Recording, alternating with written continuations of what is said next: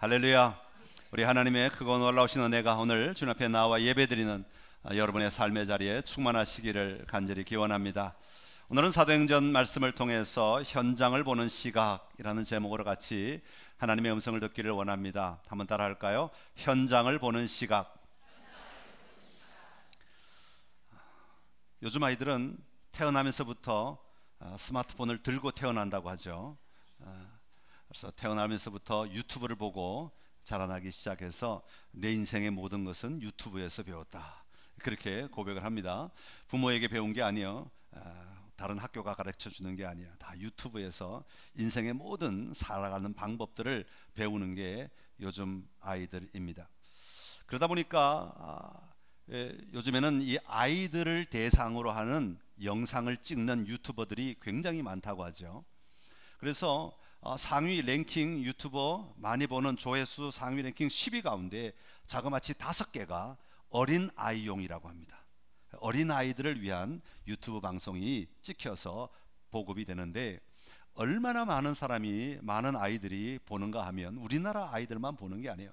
전 세계 아이들이 보는 거예요. 전 세계 아이들이 보는데, 어떤 유튜버 한 명은 자기 아이의 영상을 찍어 가지고 올려서 계속해서 방송을 하고 있는데, 얼마 전에 강남에 95억짜리 빌딩을 샀다고 합니다. 그러니까 많이 볼수록 돈이 들어오거든요. 보는 숫자만큼 어느 일정 수준을 넘어서면 돈을 구글에서 보내주는데, 그 돈으로 강남 빌딩을 살 정도이니까 얼마나 많은 사람들이 그 영상을 봤겠는가 하는 겁니다. 자, 그러니까 이 아이들이 만든 영상을, 부모들이 만들었지만 아이들을 대상으로 하는 영상을 많이 보게 하기 위해서 사람들이, 특별히 부모들이 이 정도로 아이들을 찍어야 되는데, 그것을 찍지 않고 좀 과하게 찍는 일들이 이제 늘어나기 시작하는 거야. 왜냐하면 자극적인 영상이어야 사람들이 더 많이 찾기 때문에 그렇죠. 어떤 일들이 있는가 하고 좀 봤더니, 최근 5살 유튜버에게 엄마가 아이를 향한 악플을 읽어주더래요. 그러니까 영상을 찍으면, 그 아이의 영상을 찍으면, 자기 아이의 영상을 올리면 밑에 댓글들이 쭉 써지는데, 그게 좋은 이야기도 있지만 나쁜 이야기도 있잖아요. 아이를 욕하는 이야기도 있는데, 엄마가 그 나쁜 이야기를 아이에게 막 읽어주는 거예요. 그리고 그 아이의 반응을 영상으로 찍어서 또 보내는 거예요. 6살 쌍둥이에게 10kg 되는 대왕문어를 먹이는 장면을 찍어서 논란이 되기도 했습니다. 아동학대로 논란이 되기도 했습니다. 강도로 분장을 한 아빠가 아이에게 내가 너 엄마를 잡아가겠다 하고 겁을 줘가지고, 진짜로 겁에 질린 이 아이가 눈물을 쏟으며 강도의 지시대로 춤을 추는 것을 찍어가지고 올리는 부모도 있다고 합니다. 또 다른 채널에서는 아이가 좋아하는 인형을 차로 깔아 뭉개는 장면을 찍고 그 아이의 반응을 올리거나, 아이가 실제로 자동차 도로에서 운전하는 장면을 그대로 찍어서 올리는 경우도 있다고 합니다. 여러분, 아무리 조회수를 늘려서 돈을 버는 것이 목적이라 할지라도 아이를 위해, 아이를 통해 만드는 방송이라면 염두에 두어야 될 것이 있지 않습니까? 분명히 지켜야 될 뭔가 있지 않느냐 하는 그런 이야기입니다. 여러분, 우리의 삶에도 마찬가지입니다. 우리가 어떤 일을 할 때 그냥 기분대로 하는 것 아니죠. 우리가 어떤 일을 하거나 어떤 삶의 자리에 들어갈 때 우리는 그 일을 하기 위해서, 그 삶을 살기 위해서 염두에 두어야 될 일들이 참 많이 있습니다. 무엇을 초점을 두어야 될지, 어떤 방식으로 해야 할지, 누구와 함께 해야 될지, 이런 것들을 염두에 두지 않고 기분 나는 대로 해버리면 그 삶이 엉망이 되어버리고 잘못된 방향으로 일의 결국이 나아가게 된다고 하는 것입니다. 그러기에 우리는 무엇을 하든지 우리 이 땅의 삶의 자리에 살아갈 때 우리가 지켜야 될 무언가, 염두에 두어야 될 내용들이 있다는 것을 말씀을 드리는 겁니다. 이런 관점에서 우리 하나님의 일하심을 좀 바라본다면, 우리 하나님도 그냥 마구잡이로 일하시는 하나님이 아니시라는 것을 성경 전체를 통해서 우리는 발견할 수 있습니다. 하나님은 일하실 때요, 하나님이 염두에 두시는 것들이 있다는 겁니다.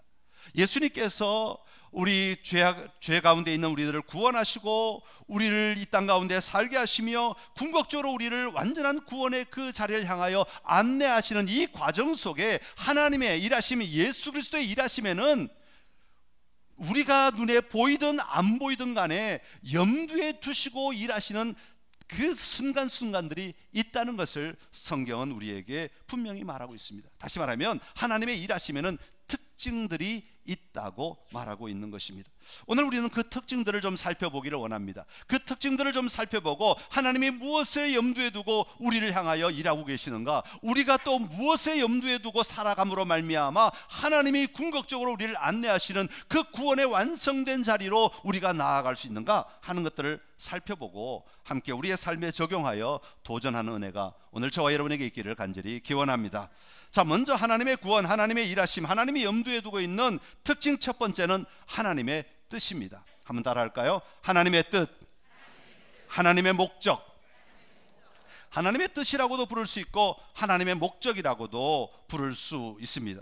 우리가 우리의 삶의 현장을 바라볼 때 가져야 하는 첫 번째 시각은 하나님의 뜻이 무엇인가, 하나님의 목적이 무엇인가 하는 것입니다. 어떤 상황을 만날 때, 어떤 잘못된 환경을 만날 때, 아니면 어떤 좋은 환경을 만날 때 그 상황들을 바라보면서 이것을 향하신 하나님의 뜻이 무엇일까? 이것을 향하신 하나님의 목적이 무엇일까? 어떤 새로운 것들이 열려질 때 이것을 향하신 하나님의 목적이 무엇일까? 우리는 먼저 항상 이것을 바라볼 수 있어야 하는 것입니다. 오늘 본문의 배경은 이렇습니다. 베드로가 예수님의 부활을 전하며 복음을 곳곳마다 다니며 전하기 시작하지요. 그럴 때 3,000명의 세례를 받는 놀라운 일이 일어날 뿐 아니라 성전 미문의 안전, 일어나지 못해서 앉아서 늘 구걸할 수밖에 없는, 태어나면서부터 앉아있는 그 사람을 예수 그리스도 이름으로 잡아 일으키는 놀라운 기적을 행하게 됩니다. 그랬더니 사람들이 더 몰려오는 겁니다. 더 많은 사람들이 몰려오는 겁니다. 그들을 향하여 베드로는 분명하게 외칩니다. 예수 그리스도의 죽음과 예수 그리스도의 부활에 대하여 외치게 되는 겁니다. 그랬더니 주변에 있던 사람들 가운데 사두개인들이, 또 제사장들이, 성전을 맡은 자들이 베드로가 예수님의 부활을 전하는 이 소리가 그렇게 듣기 싫은 거야. 왜냐하면 사두개인들은 예수님의 부활, 사람들의 부활을 믿지 않는 자들이기 때문에 부활을 선포하고 직접 살아나신 그 예수 그리스도를 선포할 때 이들이 화가 나기 시작했어요. 그래서 베드로와 사도들을 잡아 가두게 됩니다. 그러나 여러분, 이 베드로를 잡아 가두었다고 해서 베드로가 그곳에 머물러 있습니까? 그렇지 않습니다. 병이 나은 사람이 그와 함께 있을 뿐 아니라 주변에 그것을 본 사람들이, 모든 사람들이 함께 있음으로 말미암아 더 이상 공개적으로 이 베드로를 비난할 거리를 찾을 수가 없게 되었을 때 다시는 예수의 이름으로 선포하지 말아라, 그렇게 경고를 하고는 그들을 풀어줍니다. 그리고 풀어주고 났을 때 이 베드로가 성도들을 만났을 때 일어난 이야기가 바로 오늘 본문의 이야기입니다. 그 다음에 나오는 성도들의 감사와 찬양과 기도의 이야기인데요, 그 중에서 27절과 28절을 다시 한 번 더 읽어보겠습니다. 과연 헤롯과 본디오 빌라도는 이방인과 이스라엘 백성과 합세하여 하나님께서 기름 부으신 거룩한 종 예수를 거슬러 하나님의 권능과 뜻대로 이루려고 예정하신 그것을 행하려고 이 성에 모였나이다. 아멘. 자, 이게 보면 두 가지 이야기를 묶어 놓은 구절이 27절과 28절의 이야기입니다. 자, 뭐가 두 가지냐면, 첫 번째는 본문을 잘 보시면 헤롯과 본디오 빌라도는 이방인과 이스라엘 백성과 합세하여 하나님께서 기름 부으신 거룩한 종 예수를 거슬려 이 성에 모였나이다, 이렇게 말할 수 있습니다. 한 부류는 헤롯과 본디오 빌라도, 이방인 이스라엘 백성들이 합세하여 예수를 거스르기 위해서, 예수를 반대하기 위하여, 예수를 비난하기 위하여 이 성에 모인 것이 한 모습이 나타나고, 다른 하나는 어떤 것을 보여주고 있습니까? 다른 하나는 하나님의 권능과 뜻대로 이루려고 예정하신 그것을 행하려고 이 성에 모였나이다, 그렇게 말합니다. 여러분, 장면은 같습니다. 등장인물은 같습니다. 모든 상황은 같습니다. 모든 환경은 같습니다. 그러나 이 같은 환경 속에서 두 가지 이야기가 나타나고 있다는 것입니다.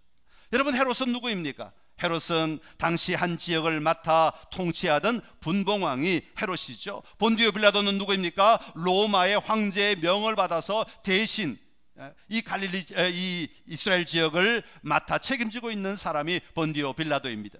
거기다 이 헤롯과 본디오 빌라도는 어떻게 말하면 그 당시의 핵심 정치 구조 가운데 중요한 두 축이라고 말할 수 있습니다. 유대인의 왕이라고 말하는 헤롯과 로마의 왕을 대신하는 본디오 빌라도, 이 두 축이 통치를 하고 있는 그때에 그들만이 아니라 이방인과 이스라엘 백성과 합세하였다. 함께 뭉쳐가지고 뭘 하기를 시작했냐면 하나님께서 기름 부으신 거룩한 정 예수를 선포하는 그 자리에 너희들 그것을 전하면 안 돼, 너희들 복음을 전하면 안 돼, 예수의 죽음과 부활을 전하면 안 돼 라고 말하면서 예수의 복음이 전해지지 않도록 하는 일을 하기 위해서 함께 합세하였다라고 말하고 있는 겁니다. 그러나 여러분, 이 다양한 사람들의 이야기를 가만히 보면 헤롯, 본디오 빌라도, 이방인, 이스라엘 백성, 이것은 오늘 우리의 세상을 가리키는 이야기 같지 않습니까?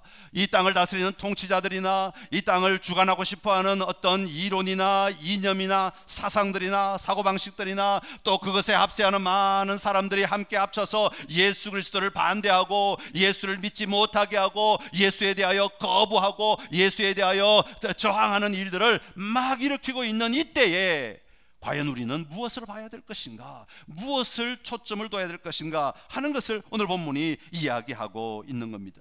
역사가 역사 일을 하는 그때에, 세상이 세상의 일을 하는 그때에, 사람들이 사람들의 일을 하는 그때에 하나님은 과연 무엇을 하고 계시는가 라는 것을 오늘 본문이 이야기하는데, 세상이 돌아간다고, 세상이 말한다고 그것만이 우리의 삶의 전부가 아니라는 것을 오늘 성경은 분명히 말하고 있습니다. 진짜 원리가 숨어 있다, 진짜 삶의 이유가 숨어 있다, 진짜 이 땅이 흘러가는 삶의 중요한 핵심들이 흘러가고 있는데, 그것이 뭐냐면 바로 하나님의 권능과 뜻대로 이루려고 예정하신 그것이라고 오늘 본문은 우리에게 말하고 있습니다. 다시 말하면 하나님의 권능과 하나님의 뜻이 이루어지기 위하여 하나님은 오늘도 세상 속에서 역사하고 계신다, 세상 속에서 일하고 계신다, 모인 그 사람들 속에서 일하고 계신다라는 것을 말하고 있는 것입니다.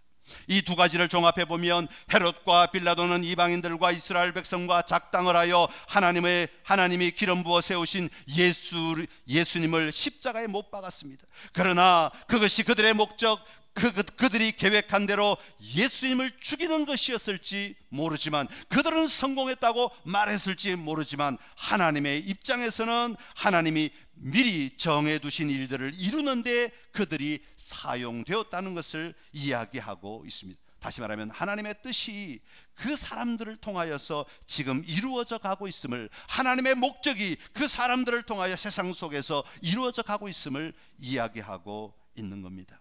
사랑하는 성도 여러분, 우리는 우리가 살아가는 삶의 현장에서, 우리가 사역하는 사역의 현장에서, 우리가 일하고 움직이는 모든 가정이나 세상 속에서, 직장 속에서나 우리의 생각과 뜻대로 되지 않으면 우리는 뭐라고 이야기합니까? 하나님이 내 기도를 듣지 않으시는가 보다, 하나님이 내 인생에는 상관하지 않으시는가 보다, 하나님은 나와는 상관없으신가 보다, 하나님은 지금 나에게서 멀리 떠나가 계신가 보다, 혹시 그렇게 생각할 수 있지 않으시겠습니까? 내가 원하는 대로 되는 것만이 하나님의 응답이고, 내가 원하는 대로 되는 것만이 하나님의 일하심이라고 착각하는 일들이 우리에게 있다고 하는 것이죠. 그러나 그것은 우리가 기준이 되어 판단하는 것이지 하나님의 구원의 역사 속에서 일어나는 판단은 아니라는 사실을 우리는 기억해야 합니다. 그러게 우리는 어떤 일들이 진행되는 과정에 있어서 하나님의 구원을 이루시기 위한 하나님의 구속사를 이루어 가시기 위해 하나님은 지금 어떤 사람들을 통하여, 어떤 환경을 통하여, 어떤 사건을 통하여, 어떤 역사들을 통하여 일하고 계시는가 하는 것에 우리의 관심이 집중되어야 하는 것입니다. 이 상황 속에서 하나님의 뜻이 무엇일까? 이 사역 속에서 하나님의 목적이 무엇일까? 이 갈등 속에서 하나님이 원하시는 것이 무엇일까? 이 깨어짐 속에서, 이 혼란 속에서 하나님이 무엇을 지금 드러내시기 위해 일하고 계시는가 하는 것들을 보기로 작정하고 그것을 위해 마음을 열 때 우리 눈에 하나님의 뜻, 하나님의 목적들이 보이기 시작하는 것입니다. 여러분, 우리의 삶을 통해 하나님은 여전히 일하고 계십니다. 하나님은 놀랍게 일하고 계십니다. 비록 여러분의 삶의 현장이 때로는 고난이고 때로는 막힘이고 때로는 역경이고 때로는 정말 죽음과 같은 상황이 놓여 있다 할지라도 하나님은 그 모든 상황들을 통하여 지금도 여전히 하나님의 일을 하고 계시는 줄로 믿습니다. 그러게 우리는 눈을 열어 하나님의 뜻이 무엇입니까? 하나님의 목적이 무엇입니까? 그것 보고 나아갈 때 우리가 살아가는 걸음걸음을 통하여서 하나님의 일들이 이루어지는 놀라운 역사 속에 참여하는 기쁨을 누리게 될 줄로 믿습니다. 바라기는 우리 선창의 모든 가족들이 그 삶의 자리에 늘 함께 서서 하나님과 함께 바라보고 누리는 은혜가 있기를 간절히 기원합니다. 두 번째로 하나님의 구원의 특징, 하나님의 일하심의 특징에는 반드시 이루어져야 할 일을 하시는 것입니다. 한번 따라 할까요? 반드시 이루어져야 할 일. 여러분, 우리는 우리 삶의 현장, 사역의 현장에서 다양한 일에 관심을 가지고 있습니다. 일이 잘하면, 일이 잘 되면 좋다, 그렇게 생각을 합니다. 그러나 주님의 일하심에 있어서는 성경 전체를 통해서 주님의 하나님의 일하심의 관점에서 바라보면 하나님은 아무 일이나 막 하시는 것이 아니라 가다 보니까 이 일하고 하다 보니까 저 일하고 그렇게 하시는 분이 아니라 반드시 해야 될 일, 반드시 필요한 일, 반드시 이루어져야 할 일들을 통하여 마치 징검다리처럼 하나님의 역사들을 계속해서 이어가시는 것을 볼 수가 있습니다. 29절에서 30절의 말씀인데요, 우리 29절에 30절 말씀을 한번 읽어보겠습니다. 주여 이제도 그들의 위협함을 굽어 보시옵고 또 종들로 하여금 담대히 하나님의 말씀을 전하게 하여 주시오며 손을 내밀어 병을 낫게 하시옵고 표적과 기사가 거룩한 종 예수의 이름으로 이루어지게 하옵소서 하더라. 아멘. 여러분, 지금 사도들은 감옥에 갇히기도 하고 또 주변 사람들로부터, 권력들로부터 핍박을 당하기도 하고 위협을 당하기도 하고 어려움 가운데 있습니다. 그런 상황 속에서도 그들이 분명히 놓치지 않고 붙잡아야 될 일, 다시 말하면 반드시 이루어져야 할 일, 반드시 우리를 통해 행해야 할 일이 무엇인가 하는 것을 인식하고 있었습니다. 그게 무엇입니까? 담대히 하나님의 말씀을 전하는 것이다. 비록 내가 감옥에 가 있어도 내 사명은 하나님의 말씀을 전하는 것이다. 하나님의 감옥에 나를 집어넣으신 이유는 나로 하여금 이 말씀을 전하게 하기 위함이다. 다른 것들이 중요한 것이 아니라 반드시 이루어져야 할 이 일을 위해서 하나님은 지금 일하고 계신다는 사실을 인식하고 있었던 것이죠. 병을 낫게 하는 것도 병 낫게 하는 함으로 말미암아 내 명예가 올라가고 내 권세가 올라가는 것, 그게 중요한 게 아니라 병을 낫게 함으로 말미암아 예수 그리스도의 복음이 전해지는 것, 하나님 나라의 말씀이 선포되는 것, 이것이 반드시 이루어져야 할 이름을 잊지 않았기에 그들은 그 병 낫게 한 사건 이후에 복음을 전하는 것에 게을리하지 아니하고 그 사역을 감당할 수 있었다고 말하는 것이죠. 여러분, 오늘 본문에만 나오는 이야기 아닙니다. 반드시 이루어져야 할 일들은 성경 전체를 통해서 끊임없이 반복되고 있는 하나님의 일하심의 역사인 것이죠. 몇 가지 예를 좀 살펴보기를 원합니다. 먼저 누가복음 2장 49절의 말씀입니다. 같이 읽어볼까요? 예수께서 이르시되 어찌하여 나를 찾으셨나이까? 내가 내 아버지 집에 있어야 될 줄을 알지 못하셨나이까 하시니. 아멘. 12살 꼬마 예수님이 까불다가 부모의 손을 놓쳐버려가지고 갈 데가 없어서 성전에 있었다? 아닙니다. 이건 잘못된 해석입니다. 여러분, 그렇지 않습니다. 예수님은 뭐라고 말씀하십니까? 내가 내 아버지 집에 있어야 할 줄을 알지 못하셨나이까? 있어야 할 줄 알지 못하셨나가? 이건 반드시 필요한 일입니다. 나는 내 아버지 집에 반드시 있어야 하는 사람입니다 라는 것을 선포하고 있는 겁니다. 아버지 집에 있음으로 말미암아 하나님의 일들이 나를 통하여 어떻게 일어나는가를 드러낼 수 있게 되는 것입니다. 누가복음 4장 43절의 말씀인데요, 한번 읽어볼까요? 예수께서 이르시되 내가 다른 동네들에서도 하나님의 나라 복음을 전하여야 하리니 나는 이 일을 위해 보내심을 받았노라 하시고. 아멘. 이 마을에 가는 것, 저 마을에 가는 것, 아무데나 가고 싶은 대로 발걸음 닿는 대로 나그네의 심정으로 발을 옮겨 놓으시는 예수님의 삶이 아니라 내가 저 동네, 다른 동네에도 내가 반드시 복음을 전하여야 하리라. 이것은 반드시 필요한 일이다. 이것은 내가 이 땅의 공생애를 감당하는 동안에 반드시 있어야 하는 일이고, 반드시 감당해야 하는 일이고, 반드시 사역해야 하는 일이고, 너무 필요한 일이다, 절대적으로 필요한 일이다 라는 것을 예수님은 분명히 보셨고, 그것을 붙들고 발걸음을 옮겨 놓으시며 사역들을 감당해 나가셨던 것입니다. 누가복음 9장 22절의 말씀입니다. 시작. 이르시되 인자가 많은 고난을 받고 장로들과 대제사장들과 서기관들에게 버림받아 죽임을 당하고 제3일에 살아나야 하리라 하시고. 아멘. 무덤 속에 계시다가 3일 만에 살아나는 것, 이것은 우연히 되는 것도 아니고 어쩌다 일어난 사건도 아니고, 예수님이 무덤 속에 계시다 보니까 내가 이렇게 있다가는 하나님 나라 복음을 다 전하지 못할 것 같은데 이제 부활이 해볼까, 차라리 깨어나 볼까, 그래서 부활하신 것도 아니고 작정하셔서 반드시 내가 제3일에 살아나야 하리라. 이것은 절대적으로 필요한 일이다. 하나님 나라를 선포하기 위하여, 하나님 나라를 열기 위하여, 죽어가는 영혼들을 구원하기 위하여 반드시 필요한 일이다 라는 것을 예수님은 분명히 붙들고 그 사역의 자리에 들어가신 것입니다. 사도 바울도 마찬가지입니다. 사도행전 19장 21절 하나만 더 보겠습니다. 이 일이 있은 후에 바울이 마게도냐와 아가야를 거쳐 예루살렘에 가기로 작정하여 이르되 내가 거기 갔다가 후에 로마도 보아야 하리라 하고. 아멘. 자, 사도 바울은 두 군데에 굉장한 관심을 가지고 있었습니다. 첫 번째는 예루살렘에 반드시 가야 한다 하는 것에, 자기가 반드시 가야 할 사명이 있다, 가서 할 일이 있다는 것에 대하여 주님으로부터 아마 마음을 받았던 것 같아요. 그래서 그 마음 안에는 예루살렘에 가는 것이 절대적인 요소 가운데 하나, 자기의 이동 경로 가운데 예루살렘에 반드시 가야 한다 하는 것이 첫 번째 목표였고, 두 번째 목표는 뭐냐 하면 로마를 가는 것이었습니다.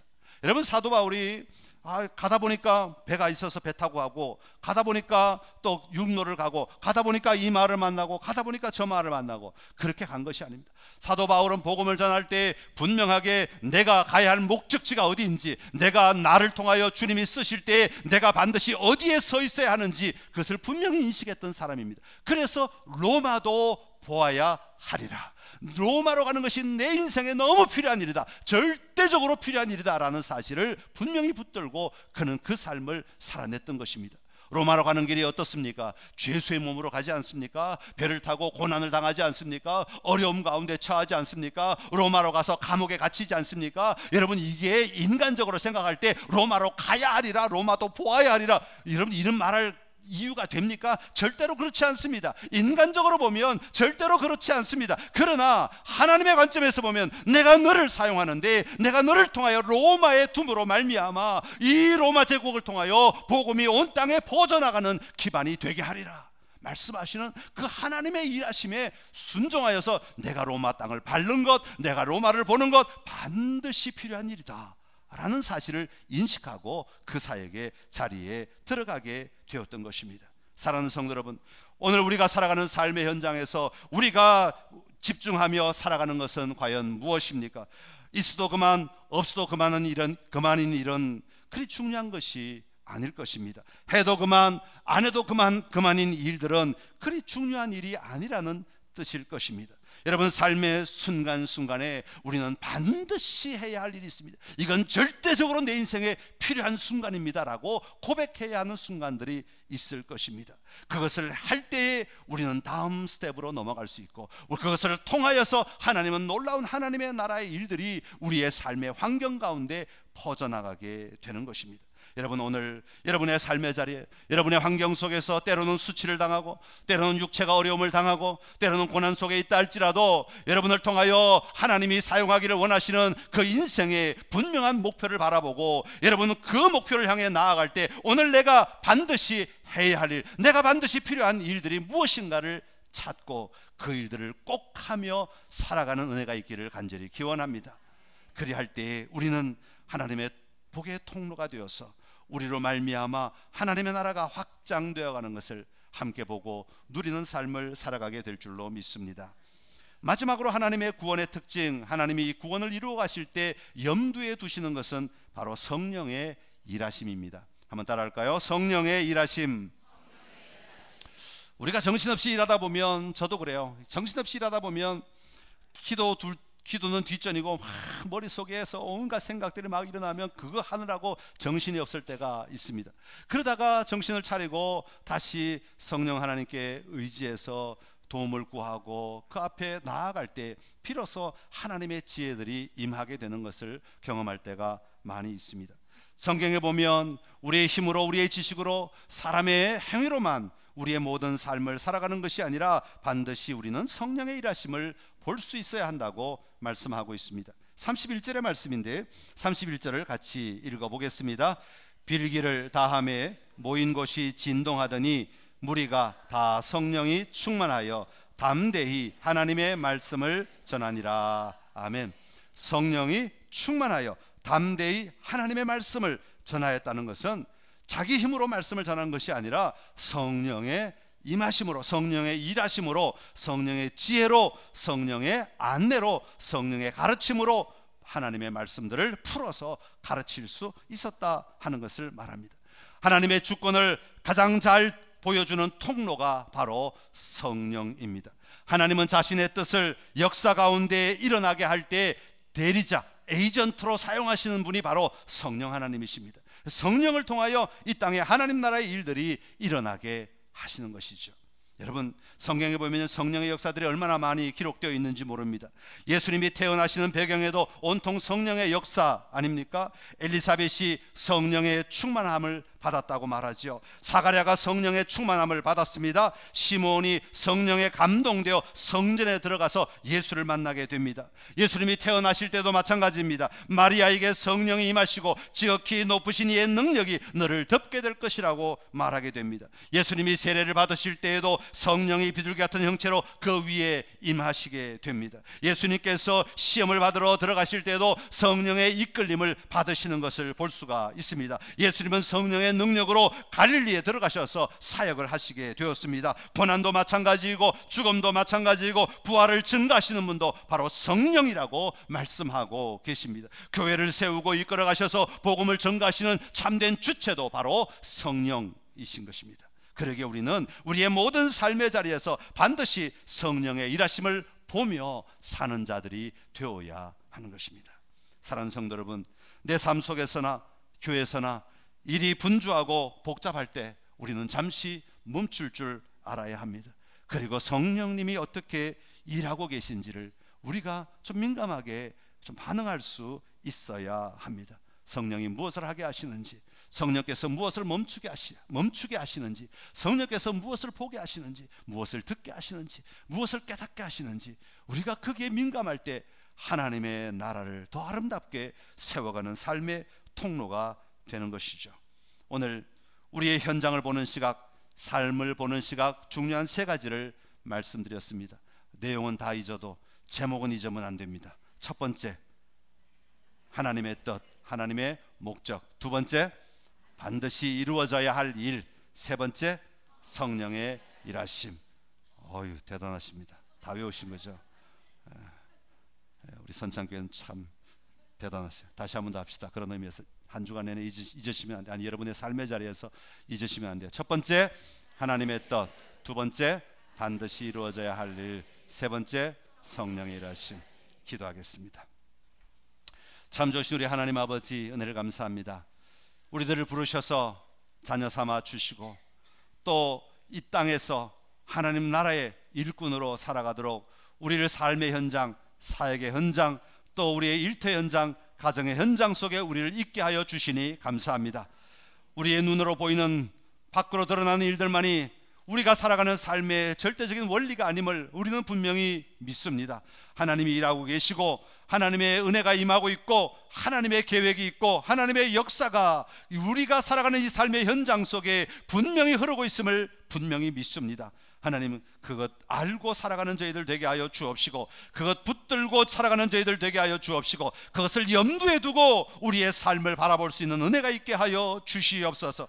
하나님의 뜻을 구하는 저희들 되게 하시고 하나님의 목적이 무엇인지, 하나님의 뜻이 무엇인지를 발견하기 위해 눈을 뜰 수 있는 저희들 되게 하여 주옵소서. 반드시 이루어져야 할 일이 무엇인지를 바라보고 그 일을 하기 위해 우리의 삶을 집중하게 하여 주시옵시고 성령의 일하심을 의지하여 살아가도록 우리의 눈을 하늘을 향해 열며 살게 하여 주시옵소서.